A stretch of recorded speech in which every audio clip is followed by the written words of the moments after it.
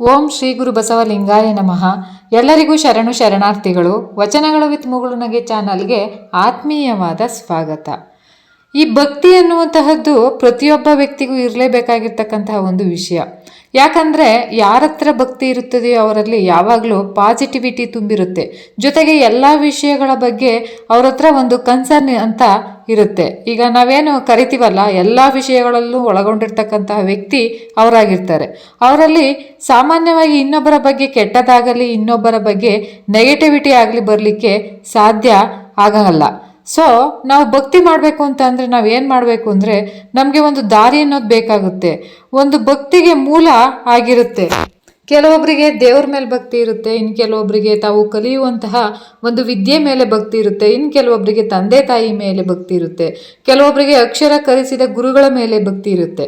ಈ ರೀತಿಯಾಗಿ ಅವರು ದೇವರನ್ನು ನಂಬ್ತಾರೋ ಬಿಡ್ತಾರೋ ಅನ್ನೋದಕ್ಕಿಂತ ಹೆಚ್ಚಾಗಿ ಏನು ಮಾಡ್ತಾರೆ, ಭಕ್ತಿ ಅನ್ನೋದನ್ನು ಬಹಳ ಮುಖ್ಯವಾಗಿ ಕಾಣಿಸ್ಕೊಳ್ತಾರೆ. ಯಾಕಂದರೆ ಅದೇ ಒಂದು ಭಕ್ತಿ ಮಾರ್ಗದಿಂದಲೇ ಏನು ಮಾಡೋದು, ಈ ಜಗತ್ತಿನೊಳಗೆ ಸಾಕಷ್ಟು ಜನ ತಮ್ಮ ಆತ್ಮ ಸಾಕ್ಷಾತ್ಕಾರವನ್ನು ಮಾಡಿಕೊಂಡಿದ್ದಾರೆ.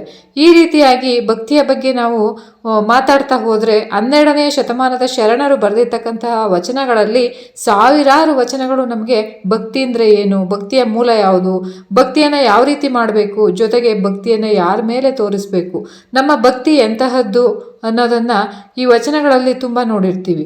ಭಕ್ತಿಯ ಬಗ್ಗೆನೇ ನಾನಾ ವಿಧದ ವಚನಗಳು ಸಿಗ್ತಾ ಹೋಗ್ತವೆ. ಜೊತೆಗೆ ಅದರಲ್ಲಿ ಏನು ಐತೆ ಅನ್ನುವಂತಹ ಅಂಶಗಳು ಕೂಡ ನಮ್ಮ ಗಮನಕ್ಕೆ ಬರ್ತವೆ. ಸೊ ನಾವು ಈ ರೀತಿ ನೋಡಿದಾಗ ಒಂದು ಸಿದ್ದರಾಮೇಶ್ವರರ ವಚನ ಎಷ್ಟು ಅದ್ಭುತವಾಗಿ ಬರೆದಿದ್ದಾರೆ ಅನ್ನೋದನ್ನು ಇವತ್ತಿನ ವಿಡಿಯೋದಲ್ಲಿ ನೋಡೋಣ ಬನ್ನಿ ಸ್ನೇಹಿತರೆ. ಈ ವಚನದಲ್ಲಿ ಈ ಸಾರಾಂಶ ಅಂದರೆ, ಅವರು ಮಾಡುವಂತಹ ಭಕ್ತಿ ಮೂಲ ಯಾರು ಅಂತಂದರೆ ಅದು ನಮ್ಮ ವಿಶ್ವಗುರು ಬಸವಣ್ಣನವರು ಅಂತ ಸಿದ್ದರಾಮೇಶ್ವರರು ತಮ್ಮ ವಚನದಲ್ಲಿ ಹೇಳ್ತಾರೆ. ಅವರು ಹೆಂಗೆ ಹೇಳ್ತಾರೆ ಅಂದರೆ, ಬಸವನ ಮೂರ್ತಿಯೇ ಧ್ಯಾನಕ್ಕೆ ಮೂಲ, ಬಸವನ ಕೀರ್ತಿಯೇ ಜ್ಞಾನಕ್ಕೆ ಮೂಲ, ಬಸವ ಬಸವ ಎಂಬುದೇ ಭಕ್ತಿ ಕಾರಣ, ಕಪಿಲ ಸಿದ್ಧ ಮಲ್ಲಿಕಾರ್ಜುನ ಅಂತ ಹೇಳ್ತಾರೆ. ಅವರು ಬಸವಣ್ಣನವರ ಬಗ್ಗೆ ತಿಳಿದುಕೊಳ್ಳುವುದೇ, ಬಸವಣ್ಣನವರ ಮೂರ್ತಿ ನಮ್ಮ ಮುಂದೆ ಇರುವುದೇ, ಅಥವಾ ಬಸವಣ್ಣನವರ ಬಗ್ಗೆ ನಾವು ಅರ್ಥ ಮಾಡಿಕೊಳ್ಳುವುದೇ, ಅಥವಾ ಬಸವಣ್ಣನವರ ಬದುಕನ್ನು ಓದುವುದೇ, ಅವರು ಹೇಳ್ತಕ್ಕಂತಹ ದಾರಿಯೊಳಗೆ ನಡೆಯುವುದೇ ನಿಜವಾದ ಭಕ್ತಿ ಮಾರ್ಗ ಅನ್ನುವಂತಹ ಒಂದು ಅರ್ಥದಲ್ಲಿ ಈ ವಚನವನ್ನು ಬರೀತಾರೆ. ಬಸವನ ಮೂರ್ತಿಯೇ ಧ್ಯಾನಕ್ಕೆ ಮೂಲ ಅಂತ ಅಂದರೆ, ಈಗ ನಾವೀಗ ಸಾಮಾನ್ಯವಾಗಿ ಧ್ಯಾನ ಮಾಡಬೇಕು ಅಂದರೆ ನಾವು ಏನು ಮಾಡ್ತೀವಿ, ನಾವು ಭಗವಂತನನ್ನು ಮನಸ್ಸಿನಲ್ಲಿ ನೆನೆಸ್ಕೊಳ್ತೀವಿ, ಅಥವಾ ವಿಶ್ವಗುರು ಬಸವಣ್ಣನವ್ರನ್ನ ಮನಸ್ಸಿನಲ್ಲಿ ನೆನೆಸ್ಕೊಳ್ತೀವಿ. ಅವ್ರ ಫೋಟೋದ ಮುಂದೆ ಕೂತು, ಅವರ ಪುತ್ಥಳಿ ಮುಂದೆ ಕೂತು ನಾವು ಏನು ಮಾಡ್ತೀವಿ ಅಂದರೆ ಧ್ಯಾನ ಮಾಡ್ತೀವಿ, ಧ್ಯಾನ ಮಾಡಲಿಕ್ಕೆ ಶುರು ಮಾಡ್ತೀವಿ. ಸೊ ಆ ಧ್ಯಾನವನ್ನು ಮಾಡುವಾಗ ನಾವು ಅದರ ಮುಂದೆ ಕೂಡಬೇಕು ಅಥವಾ ಅದನ್ನು ಮುಂದೆ ಇಟ್ಕೊಂಡು ಧ್ಯಾನ ಮಾಡಬೇಕು ಅನ್ನೋದು ನಮಗೆ ಏನಿರುತ್ತೆ, ಒಂದು ಆದ್ಯತೆ ಇರುತ್ತೆ. ಯಾಕಂದರೆ ನಾವು ಮಾಡುವಂತಹ ಧ್ಯಾನ ಒಂದು ಅರ್ಥವತ್ತವಾಗಿರಲಿ, ಅರ್ಥಬದ್ಧವಾಗಿರಲಿ ಎನ್ನುವಂತಹ ಉದ್ದೇಶಕ್ಕೆ ನಾವು ಇವಾಗೆಲ್ಲ ಹೀಗೆ ಮಾಡಬಹುದು. ಆದರೆ ಆಗಿನ ಕಾಲಕ್ಕೆ, ಅವರು ಒಂದು ಕಾಲದಕ್ಕೆ ಆಗಿರ್ತಕ್ಕಂತಹ ಸಿದ್ದರಾಮ ಶಿವಯೋಗಿಗಳು ಹೆಂಗೆ ಹೇಳ್ತಾರೆ ಅಂದರೆ, ಬಸವನ ಮೂರ್ತಿಯೇ ಧ್ಯಾನಕ್ಕೆ ಮೂಲ. ನಾವು ಧ್ಯಾನ ಮಾಡಬೇಕು ಅಂದರೆ ಅದಕ್ಕೆ ಮೂಲ ಕಾರಣ ಯಾವುದು ಅಂದರೆ ಬಸವಣ್ಣನವರ ಮೂರ್ತಿ.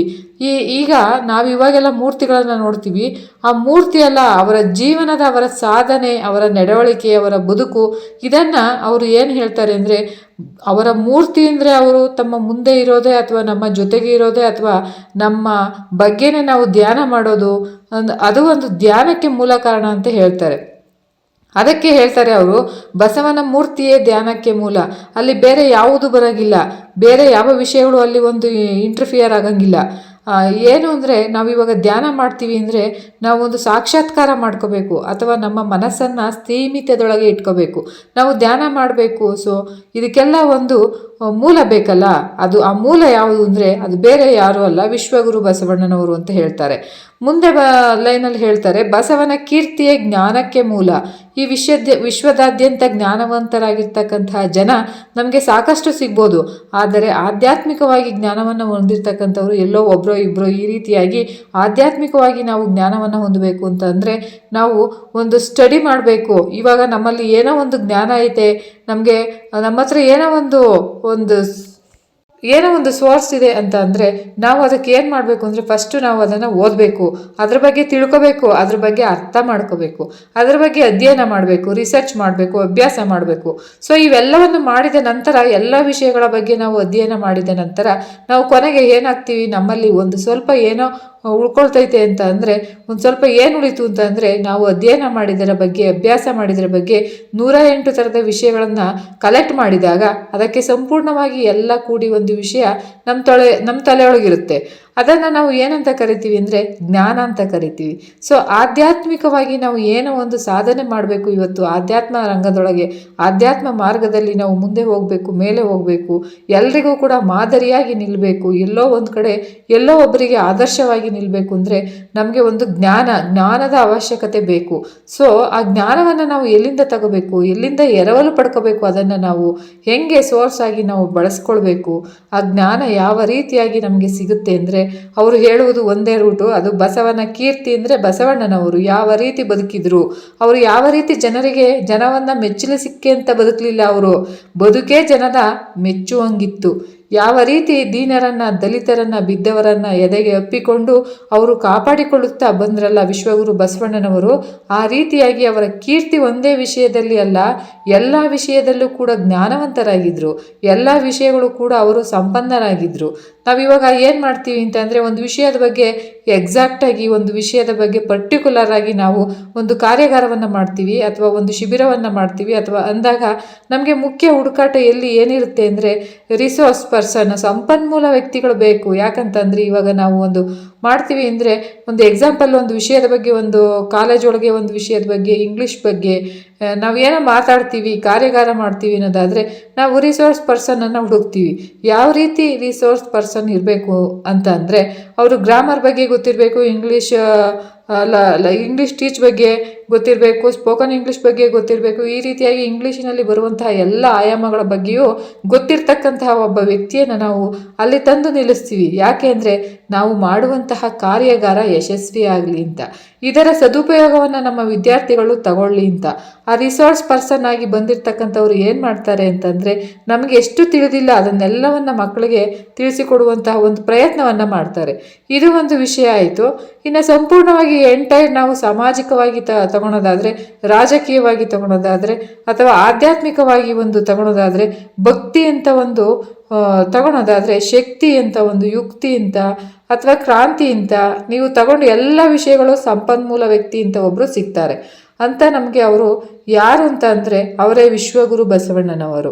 ಅವರ ಬಗ್ಗೆ ನಾವು ಸ್ಟಡಿ ಮಾಡಿದ್ದೀವಿ ಅಂದರೆ, ಅವ್ರ ಬಗ್ಗೆ ನಾವು ರಿಸರ್ಚ್ ಮಾಡಿದ್ದೀವಿ ಅಂದರೆ, ಅವ್ರ ಬಗ್ಗೆ ನಾವು ಅಧ್ಯಯನ ಮಾಡಿದ್ದೀವಿ ಅಂದರೆ, ಅವ್ರ ಬಗ್ಗೆ ನಾವು ಓದ್ಕೊಂಡಿದ್ದೀವಿ, ಸ್ವಲ್ಪ ತಿಳಿದುಕೊಂಡಿದ್ದೀವಿ, ಕಂಪ್ಲೀಟಾಗಿ ತಿಳಿದುಕೊಂಡ್ಬಿಟ್ಟಿದ್ದೀವಿ ಅಂತ ಅಂದರೆ ನಮಗೇನಾಗುತ್ತೆ ಅಂದರೆ ನಮ್ಮ ಜ್ಞಾನ ಗೈನ್ ಆಗ್ತಾ ಹೋಗುತ್ತೆ, ನಮ್ಮ ಜ್ಞಾನ ಹೆಚ್ಚಾಗುತ್ತೆ. ಅದಕ್ಕೆಲ್ಲ ಮೂಲ ಯಾರು, ಅದಕ್ಕೆಲ್ಲ ಮೂಲ ಯಾವುದು, ಯಾವ ವಿಷಯ ನಾವು ರಿಸೋರ್ಸ್ ಪರ್ಸನ್ ಆಗಿ ಒಂದು ಕನ್ವರ್ಟ್ ಆಗಬೇಕು ಅಂತಂದರೆ ನಮಗೊಂದು ಸೋರ್ಸ್ ಬೇಕಲ್ಲ. ಆ ಸೋರ್ಸ್ ಬೇರೆ ಯಾರೂ ಅಲ್ಲ, ಅದು ವಿಶ್ವಗುರು ಬಸವಣ್ಣ ಅನ್ನುವಂತಹ ಒಂದೇ ಒಂದು ಶಕ್ತಿ. ಅಂತಹ ಒಂದೇ ಒಂದು ಸಾಲಿನಲ್ಲಿ ಅದ್ಭುತವಾಗಿ ಸಿದ್ದರಾಮ ಶಿವಯೋಗಿಗಳು ಹೇಳ್ತಾರೆ. ಇದೇ ರೀತಿಯಾಗಿ ಮುಂದಿನ ಸಾಲಲ್ಲಿ ಹೇಳ್ತಾರೆ, ಬಸವನ ಮೂರ್ತಿಯೇ ಧ್ಯಾನಕ್ಕೆ ಮೂಲ, ಬಸವನ ಕೀರ್ತಿಯೇ ಜ್ಞಾನಕ್ಕೆ ಮೂಲ. ಬಸವ ಎಂಬುದೇ ಭಕ್ತಿ ಭಕ್ತಿ ಕಾರಣ ಕಪಿಲ ಸಿದ್ಧ ಮಲ್ಲಿಕಾರ್ಜುನ. ಭಕ್ತಿ ನಾವು ಮಾಡ್ತೀವಿ ಅಂದರೆ, ನೀವು ಭಕ್ತಿ ಹೆಂಗೆ ಮಾಡ್ತೀರಾ, ನೀವು ಭಕ್ತಿ ಮಾಡೋದು ಯಾರಿಗೂ ಕಾಣಲ್ಲ, ಭಕ್ತಿ ಮಾಡೋದು ಯಾರಿಗೂ ತೋರಿಸಿಕೊಳ್ಳುವುದಕ್ಕೂ ಆಗಲ್ಲ.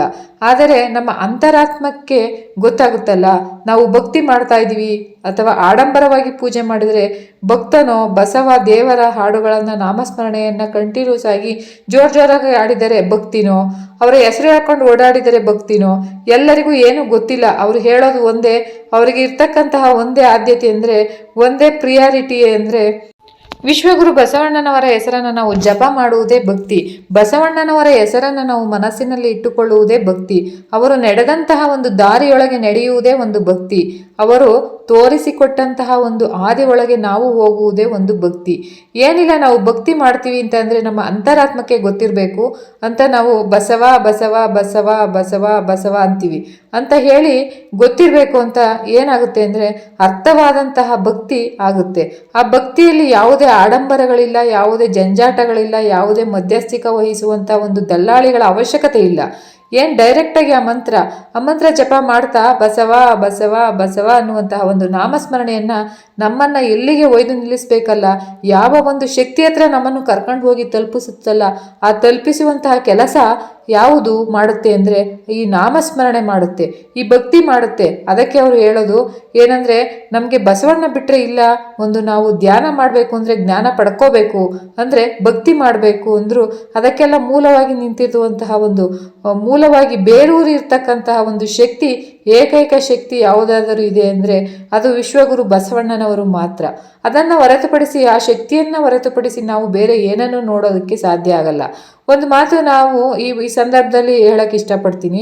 ನಾವು ಇತಿಹಾಸಗಳನ್ನೆಲ್ಲ ತೆಗೆದು ನೋಡಿದಾಗ ಎಲ್ಲ ಆಸ್ಥಾನದ ರಾಜ ಮಹಾರಾಜರುಗಳ ಬಗ್ಗೆ ನಮಗೆ ಏನು ಸಿಗುತ್ತೆ ಅಂದರೆ, ಅವರಿಗೆ ಆ ಬಿರುದು ಇತ್ತು, ಇವರಿಗೆ ಇಷ್ಟು ಯುದ್ಧ ಮಾಡಿದ್ರು, ಅವರು ಇಷ್ಟೆಲ್ಲ ಒಳ್ಳೆ ಕೆಲಸ ಮಾಡಿದ್ರು, ಅವ್ರ ಹೆಸರು, ಅವರ ನಾಣ್ಯವನ್ನು ಟಂಕಿಸಿರು, ಹೀಗೆ ಒಂದು ಸಾಕಷ್ಟು ಅವರ ಕಾರ್ಯಗಳು ನಮ್ಮ ಕಣ್ಮುಂದೆ ಬರ್ತವೆ.